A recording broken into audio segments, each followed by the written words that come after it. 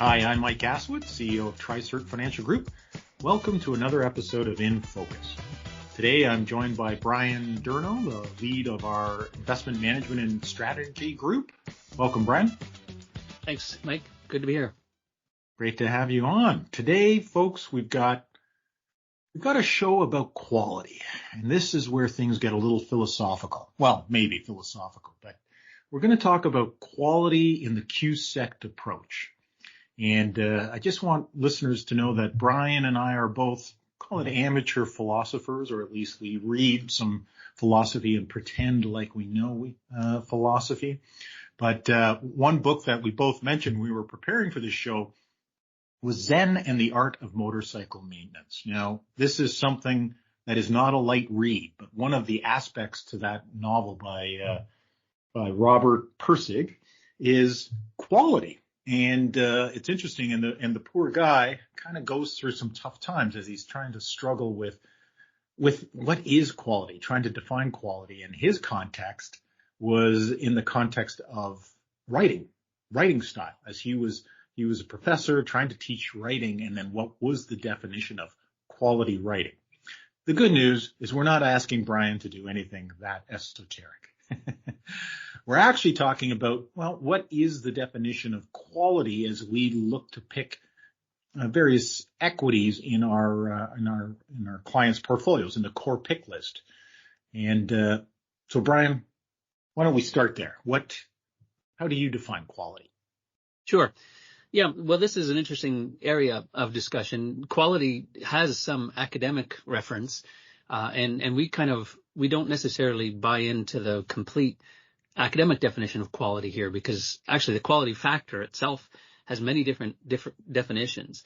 A lot of the other factors may have more consistent definitions amongst the academic community, but quality is one of those ones that different firms will define it differently. So it is useful for us to explain ourselves about what we mean by quality. And when you say the academic community, you mean from a portfolio management perspective or an investment management perspective? That's right. Okay. All right. So let's talk about the differences. How do we see it? So we kind of think of it, a great way to think of it is if let's just say you sold your business and you've now, you've got your, life's capital in one chunk lump sum, and you want to decide what to do next. And if you walk through the franchise show to try to decide what to do next, and you're thinking as a business person would about what kind of business would you be willing to put down large sums of capital to work in the rest of your life, that starts the definition of what quality looks like for us on our side. So when you're walking through the franchise show, you'd see various booths. You see lots of different pitches about why a certain business would look great or not so great, depending on the booth and the sales guy in front of it. But the whole idea of what would go through your mind when you're going across all these different booths and asking questions is very much the same kind of process that we would use when we're trying to select securities. So that's a good analogy, like this whole notion of a franchise, again, back to an investment, something I think a lot of people could relate to, especially our clients, many of them owner-operators. So, yeah, keep going. What would we look at? So it's not unlike, because obviously you're going to have a long-term perspective here. You're not entering the franchise show thinking you're going to buy something and sell it in 6 months from now. So you'd be thinking more about, let's say, the revenue growth. Is it stable? Is it understandable where the source of the revenue growth is coming from? Now, obviously, it would help if it has a long historical track record to prove that stability. But even in the case of new burgeoning industries, you have to be able to get your head around the fact that this is a longer-term trend that might be secular in nature to give you comfort that the revenue won't be fighting against you.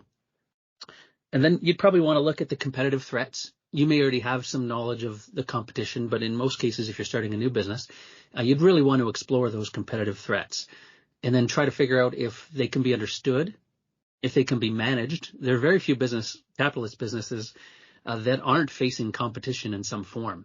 And most of the purposes of this competition is not friendly in nature. Right. They're trying to outsell you and outcompete you and, have a cost structure that's lower than yours. And, it's a very competitive business. So you have to take that very seriously. Okay. What else? Maybe a few other things. Market share. We would probably agree with most of the research that suggests that dominance in market share leads to higher returns on equity and returns on invested capital. So being, a leader in an industry has many, many advantages, including price and costs and scale advantages. But market share is a very important element when you're trying to decide to invest in a business for a long period of time. But I would say one of the more important ones that might get overlooked, or maybe it's so obvious that some folks think it's not as important as it really is. But it's this idea, is the business a value creating business? And so what does that mean? What's a value creating business? And the easiest way to think about this is, lots of people can confuse growth with a value creating business, which is obviously growth is a certain component of something you'd be attracted to as an entrepreneur or a business person. But growth in and of itself isn't necessarily a positive thing. You need to find out if the growth is earning a return on capital that's higher than your cost of capital. Right. And that's really important, because a lot of companies, and sometimes it can come back to the stage that the company's in, but this is a really good point. Elaborate, please. Yeah. Well, it's almost like, if you think of a machine, and if it costs you $10 to play a machine, and the machine spits out $10, then it really doesn't matter if you play hundreds and thousands of these machines, because you're never actually going to get ahead. You're just going to be putting in $10 and getting $10 back. And so there's measurements in the financial world that we can do, to get your head around whether or not you're actually returning a return on your invested capital that's higher than your cost of capital. So those are traditional, like return on equity, return on invested capital, maybe tangible capital. There's lots of different metrics we would use to get at this. But the fundamental idea is that we're looking for machines that if you put $10 in, you get $12 back, or 15, or 25, or 30, because in that case, growth will create value that can be returned to shareholders either through dividends or buybacks. Exactly. And to be clear, the machine we're talking about is not a slot machine. This is some fictional machine that magically there's no gambling necessarily here other than maybe predicting. But the idea here is, you put money in, will you get more? I mean, it's simple when you say it, but you put money in, will you get more money out? And now that money is basically not necessarily the money that the shareholders are investing, or a shareholder would invest when they're purchasing equity. We're talking about money that maybe it's the retained earnings or the shareholder equity, so to speak, that they have, again, back to the point, the capital that they're investing to try and grow the business. But you can't just always grow at all costs. Yeah, that's right. Yeah. And most businesses do require some form of capital to grow. And that's totally fine. It's being able to measure that growth will have a return that's higher than the cost to get that growth. And so the machine analogy was never meant to be, I didn't mean to make it sound like some sort of gambling machine. That's for sure not what we're talking about. It is more conceptual that a business is ultimately just a machine that you can invest capital into, and a good example there, like if you look at a company that, a traditional, someone might call cheap, that trades at a very low, let's say a low price to book value. Let's say below 1. So in other words, the business is trading for less than what it's worth. And some folks might call that, obviously a cheap stock. But if the business has a return on equity, let's say it's 4%, and the cost of capital for that business is 10%, then there might, so in this case, with that example, growth would destroy value, not create it. Right. So the market may be actually right in pricing certain stocks with a price to book value below 1. So there's a lot more to the story than just your, let's say, metric that you might look at in the newspaper or online. You really do have to kind of roll up your sleeves and determine if the company is earning a cost of capital above their cost of capital. And a lot of this, there is still a bit of an art to this. It's not just looking at the numbers, because as you said, you have to understand, well, great, you've got a snapshot in time. That's the data. But the challenge with this business and investing is looking towards the future. What may happen in the future? That's the rub in all of this. Yeah. And then, of course, because it's competitive in public stock markets, they're picked over. So if you happen to put $10 into a machine and get $25 back, I can assure you will not be the only one that knows about that machine. And so quickly what happens in the marketplace, of course, is the price will rise to reflect the good fortunes of this machine, this fictional machine, of course. And so you might find that the price goes up to play that machine to $24. So you're still putting in 24 and getting back 25. So you're still creating value, but the market will not sit still. This is what makes our business so very tricky is you certainly have lots of analytical data to help you identify what you want, but you're not the only one competing to make the price change every day. Right. I want to come back to what you said when it came to back to the revenue stable and understandable growth, right? Talk more about that. How do we, in terms of you and the team, how do they go about trying to understand the growth? Sure. So a lot of times when we listen to management calls, there's some subjective qualitative stuff here, and there's some quantitative stuff that so you blend in together. And then over many, many years of experience, you start to hone in on where the truth is, but you're still making estimates about the future. And so obviously we would argue that it's probably a little bit easier to imagine a stability of revenue growth in the future if it has a long track record of history behind it and no disruptive innovator that's attacking their revenue streams in the current moment. Right. That might sound easier than it is to actually find, but that is one of the things that's very important. Okay. And then on the competitive front, same thing. How do you, jumping from industry to industry, what kind of information does the team rely on in terms of, again, understanding the competitive landscapes and how a holding is or a possible holding is positioned? Sure. Yeah. And the sources of a company's competitive advantage, there's many, many different sources of competitive advantage. And if I think of the one that might be the hardest is network effects, or something you see in, let's say, the technology sector where a company can have absolute dominance for a period of time. And so there's sort of a network effect that happens in some software companies where you're almost, crazy to use any other software than, certain companies because it's so dominant and it's so used by everybody else that you kind of have to change to go to the mainstream supplier. But those can also change quickly. And because of the zero-sum nature of that competitive threat, you can have sea changes very quickly. You can think of BlackBerry's experience against Apple as an example of this and how fast a business can be made to be not as competitive as the others. So we prefer, now that's not impossible to deal with, of course, in the market. And of course, by being diversified, you inherently protect yourself from these sort of singular bets. But you might find it interesting to look at other sources of competitive advantage that haven't changed over a long period of time. Let's say, for example, paying higher than their cost for Tide soap. What is it that makes us do this? And what certain behaviors have been entrenched in, let's say, our, history that would be, let's say, more predictable. And so some of the consumer products have these kinds of elements.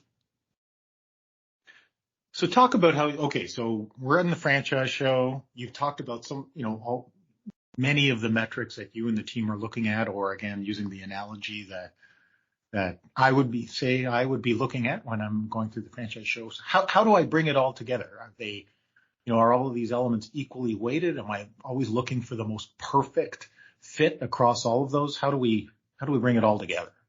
Yeah, well, it's funny, even when you find that business that has the perfect fit and checks all the boxes, the next hardest part is, of course, valuation. Right. What will you pay? Because, if you overpay for a super high quality business, then that sin of overpaying may be with you, in spite of the fact that the business underlying fundamentals may be incredibly strong. And I can think of companies, even in my own experience through my career, companies like Walmart that, this is not a tech stock or a, change the world kind of technology behind it. But they had an experience where they were trading around 60 or 70 times their earnings in the late 90s. Right. And the company actually from let's say 2000 to 2010 tripled their earnings. So a fantastic fundamental experience there. But because you paid 70 times to get in it, your performance as a stockholder of that company for that 10-year period was actually flat to down.